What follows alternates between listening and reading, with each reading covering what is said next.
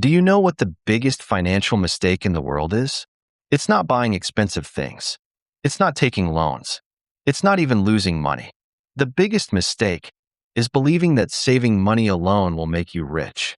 Because while your money is sleeping, someone else's money is working day and night. And by the end of this story, you'll understand why two people can earn exactly the same salary, yet one stays broke forever while the other quietly builds wealth. Before we begin, if stories like this help you see life differently, consider subscribing. A simple like tells YouTube to share these stories with more people, and I'd love to hear your thoughts in the comments as we go. Now, let me tell you about Alex. Alex was 26. He wasn't lazy. He wasn't irresponsible. In fact, everyone thought he was the smartest person they knew. He never bought expensive shoes. He never traveled. He never ordered food. He skipped parties. He compared prices for everything. His friends laughed whenever they invited him somewhere. Alex won't come. He's saving money again. He smiled every time, because he believed they simply didn't understand. Every month, his paycheck arrived. Every month, he moved most of it into his savings account. Watching the number grow became addictive. $1,000, $3,000, $7,000, $10,000. Every extra digit made him feel safer. While his coworkers bought new phones, Alex carried the same cracked phone for 5 years. While everyone upgraded their lives, he kept telling himself, one day. Years passed. Alex now had more savings than anyone his age. His parents were proud. His friends admired his discipline. Even his boss called him the responsible one. Everything looked perfect. Until one Tuesday morning, Alex walked into a coffee shop before work. While waiting in line, he overheard two men talking. One of them couldn't have been older than 30. He wore simple clothes. Nothing expensive. No luxury watch. No designer shoes. Yet he smiled with a confidence Alex had never seen. The other man asked, "How many employees do you have now?" The young man laughed. 42. Alex nearly dropped his coffee. 42? The man looked completely ordinary. Then came the sentence Alex would never forget. "I haven't worked for money in almost 3 years." Alex froze. Not worked? For 3 years? How? He wanted to ask. But instead, he quietly left. The words echoed inside his head all day. That night, Alex opened his banking app. He looked at his savings. $18,472. For years, this number had made him feel successful. Tonight, for the first time, it felt strangely small. He searched online.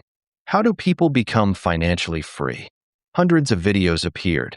Thousands of opinions. Everyone promised the secret. Alex closed his laptop, more confused than before. Then, his grandfather called. Not because he knew anything about money, just to check in. They talked for a while. Before hanging up, his grandfather asked one simple question. "Alex, is your money working? Or are you the only one working?" Alex laughed. "What does that even mean?" His grandfather smiled. "You'll understand someday." Alex didn't know it yet, but that single question was about to change his entire life. The next morning, Alex couldn't stop thinking, is my money working? He had never asked himself that before. His entire life, he believed money had only one job, to stay safe. So he opened his banking app again. The balance looked exactly the same. Nothing had changed.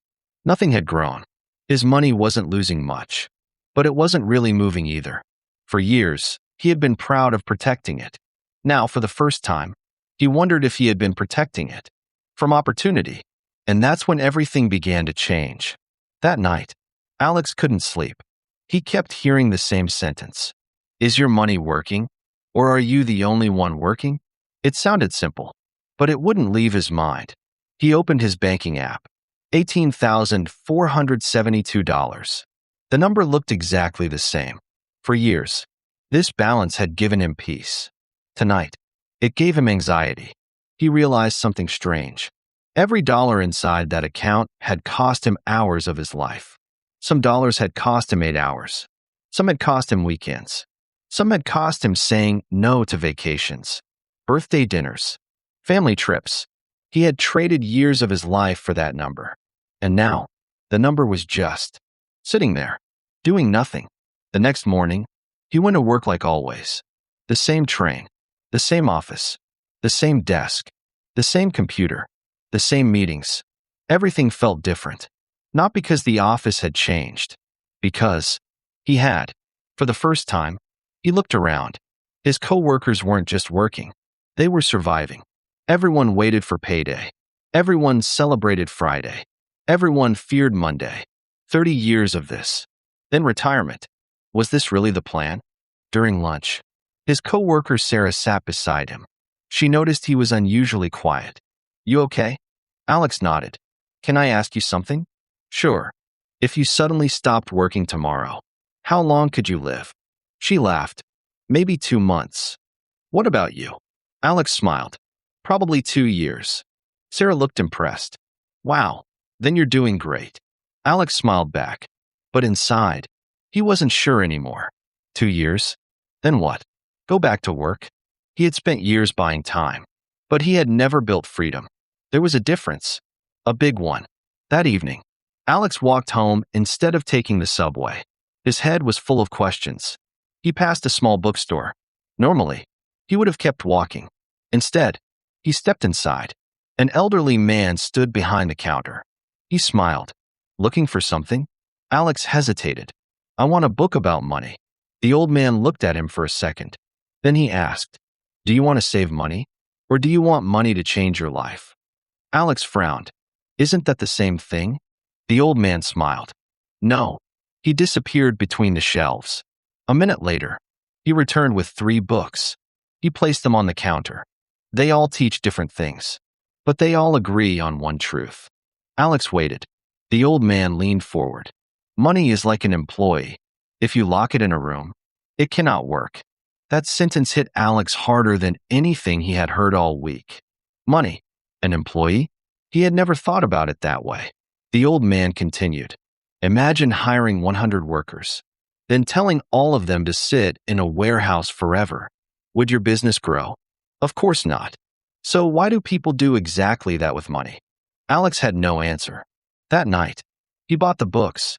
He read until 3 in the morning. He discovered words he had barely heard before. Assets, cash flow, ownership, compounding, investing, businesses, dividends, index funds, real estate. He wasn't interested because they sounded complicated. He was interested because they all pointed to the same idea. Rich people weren't just earning money. They owned things that earned money for them. That thought completely changed the way he saw the world. The next weekend, Alex sat in a busy cafe. Instead of watching people, he watched businesses. Every customer who walked inside bought coffee. Every coffee created revenue. Every hour, every day, even while the owner was sleeping. Across the street, a laundromat. People came and went. Machines kept running. Money kept coming. Further down, a small gym. Members paid monthly, whether they visited or not. Everywhere Alex looked, he noticed something invisible. People weren't becoming wealthy because they worked harder. Many became wealthy because they built or owned systems that kept working after they went home. And suddenly, his savings account didn't feel like success anymore. It felt like potential. Potential, waiting for permission. That night, he wrote one sentence on a sticky note. He placed it above his desk. Every dollar should have a job. Not just sitting, not just waiting, working, growing, multiplying. He had no idea where to start. But for the first time, he wasn't asking, "How can I save more?" He was asking, "How can this money earn another dollar?" That single question would completely change the next 5 years of his life. For the next few weeks, Alex became obsessed. Every morning, before work, he watched videos about investing. During lunch, he read articles. At night, he listened to podcasts until he fell asleep. The more he learned, the more confident he became. Maybe too confident. One evening, a video appeared on his screen. Turned $10,000 into $100,000. Hundreds of thousands of views. Thousands of comments. People claimed it had changed their lives. Alex watched every second. The speaker looked successful. Luxury office. Expensive watch. Sports car parked behind him. Everything about him screamed, "Trust me." By the end of the video, Alex believed he had found the shortcut. The next morning, he transferred almost half of his savings, $9,000. His finger hovered over the screen. His heart pounded. Then, he pressed confirm. For a moment, he felt powerful, like he had finally stepped into the world of successful people. He imagined calling his parents one day. "I did it." He imagined quitting his job, traveling, buying a home, helping his family, all because of one decision. But dreams are free. Reality sends the bill later. 3 weeks passed. The investment dropped. 5%, then 12, then 20. Alex wasn't worried. Everyone online said, "Just be patient." So he waited. Another week. 35% down. Another week. 48%. Every morning, before brushing his teeth, he checked his phone. Every night, before sleeping, he checked it again. His emotions moved with the graph. Green. He smiled. Red. He couldn't focus. His investment wasn't controlling his money anymore. It was controlling him. One Friday afternoon, his phone vibrated. A notification. He opened it. His account had fallen by more than 60%. Alex stared at the screen. His stomach tightened. His hands became cold. Months, no, years of sacrifice had disappeared. Not because he spent the money, because he chased a promise. That evening, he sat alone in his apartment. The room was completely silent. He didn't turn on the lights. He didn't cook dinner. He didn't answer his mother's call. He simply stared out the window, watching strangers walk home. Some laughing, some talking, everyone living their own life. While he kept asking himself, "How could I be so stupid?" The next morning, he met his grandfather. They hadn't seen each other in weeks. The old man noticed immediately. "You look tired." Alex forced a smile. "I'm fine." His grandfather smiled gently. "No, you're disappointed." Alex looked down. "I lost thousands." The old man nodded. "I expected that." Alex looked up. "You expected it?" His grandfather laughed softly. "I expected you to make a mistake. Not because you're careless. Because every person who learns something valuable pays tuition." Alex frowned. "I didn't go to school." "You did." The old man tapped Alex's chest. "The market became your teacher." They sat together on a wooden bench in the park. Children played nearby. Birds landed on the grass. For several minutes, neither of them spoke. Finally, the old man broke the silence. "Tell me, why did you invest?" Alex answered immediately. "To become rich." The old man shook his head. "Wrong." Alex looked confused. "You invested because you were impatient." Those words hurt, because they were true. The old man continued. "When you were saving, you believed time was your enemy. So the first person who promised speed won your trust." Alex remembered the flashy videos, the expensive cars, the promises. He had never questioned them. He had only imagined himself becoming one of them. The old man picked up a tiny acorn from the ground. He placed it in Alex's hand. "What is this?" "An oak tree." Alex laughed. "No, it's an acorn. Not if you understand time." The old man smiled. "Everything valuable grows slowly. Trees, skills, businesses, trust, wealth." He closed Alex's hand around the acorn. "The world sells speed. Life rewards patience." That sentence changed something inside Alex. For the first time, he realized his biggest mistake wasn't losing money. His biggest mistake was wanting results faster than reality could provide. He went home that evening with less money than before, but far more wisdom. And although he didn't know it yet, the lesson he had just paid for would become the foundation of everything he built next. Alex never tried to become rich overnight again. Instead, he decided to become a student, not of money, but of how money moved. Every evening after work, while most people scrolled through social media, Alex studied businesses. He asked himself one question over and over. Why do some businesses survive for decades, while others disappear within a year? The answers surprised him. The strongest companies didn't rely on luck. They solved real problems, and people happily paid for those solutions. That idea stayed with him. Wealth isn't created by chasing money. It's created by creating value. A few weeks later, Alex met an old college friend named Ethan. They hadn't spoken in years. Ethan wasn't driving a luxury car. He wasn't wearing expensive clothes. But there was something different about him. He looked calm, confident, free. After catching up, Alex finally asked, "So, what do you do now?" Ethan smiled. "I own a small software company." Alex blinked. "You own it?" "Yeah." "How many people work there?" 12. Alex was surprised. "You must be making a fortune." Ethan laughed. "Not really." Alex looked confused. "But I have something more valuable." "What?" Ethan took a sip of his coffee. "Choices." Alex didn't understand. Ethan continued. "If I want to take next Friday off, I can. If I want to spend the afternoon with my family, I can. If I want to travel for a week, my business doesn't stop." He leaned forward. "I didn't build this business because I wanted more money. I built it because I wanted more freedom." Those words hit Alex harder than any financial book. For years, he had been chasing a bigger bank account. But what he truly wanted was control over his own life. That night, Alex looked around his apartment. Everything inside represented hours he had worked.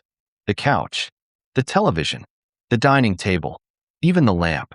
He suddenly realized something. He had spent years buying things, but almost nothing he owned made his life easier tomorrow than it did yesterday. They were possessions, not assets. He opened a notebook and drew 2 columns. On one side he wrote, "Things that cost me money." On the other, "Things that can earn money." The first column filled up quickly. The second stayed almost empty. That page embarrassed him, but it also gave him direction. Over the next year, Alex didn't make dramatic moves. He didn't quit his job. He didn't gamble his savings. He didn't try to impress anyone. Instead, he made dozens of small decisions. He learned new skills. He invested consistently instead of emotionally. He built an emergency fund so he wouldn't panic during hard times.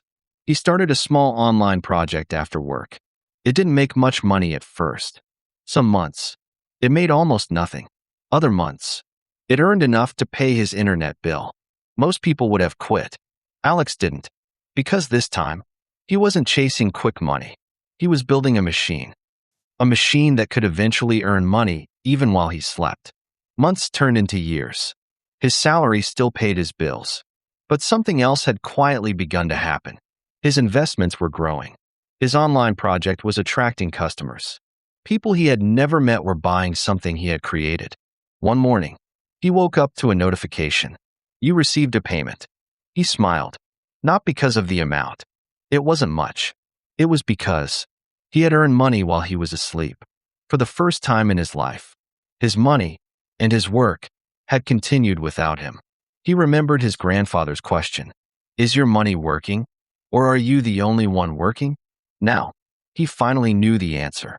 A few months later, his boss called him into the office. "We'd like to offer you a promotion." A younger version of Alex would have accepted immediately, but this time, he paused. Not because the offer was bad, because he finally had a choice. And choice was something money alone had never given him. 5 years passed. Alex wasn't a billionaire. He wasn't famous. He wasn't showing off luxury cars on social media. But every month, his investments continued to grow. His business continued to bring in customers. His skills became more valuable. And little by little, his dependence on a paycheck became smaller. One evening, he walked past the same coffee shop where this journey had begun. He smiled as he remembered the conversation that changed everything. "I haven't worked for money in almost 3 years." Back then, he thought wealth meant never working again. Now he understood. Real wealth isn't about escaping work. It's about doing work you choose, instead of work you fear losing. A young man sitting nearby noticed Alex reading a business book. He asked, "Can I ask you something?" Alex smiled. "Of course. I've been saving every dollar I earn." "Is that enough?" Alex thought for a moment. Then he answered, "Saving money is important. It gives you security. It gives you breathing room. But don't let your money spend its entire life sitting still. Learn, build skills, own things that create value, invest wisely. And remember, Every dollar is like an employee. If you give it no job, it will never build your future. Before leaving, Alex looked at the city around him. Thousands of people rushed to work. Some were earning money. A few were building freedom. The difference wasn't how much they earned. It was what they did with what they earned. So let me leave you with one question. If every dollar in your bank account were an employee, what job is it doing today? If the answer is nothing, maybe it's time to teach your money how to work. Because the goal isn't simply to save more. The goal is to build a life where your money helps create opportunities, freedom, and resilience over time. If this story made you think differently about money, I'd love to hear your answer in the comments. What's one thing you'll do this week to make your money work a little harder for you? And if you enjoy stories that can change the way you see life, don't forget to like, subscribe, and join us for the next journey. Because sometimes, one idea can change the rest of your life.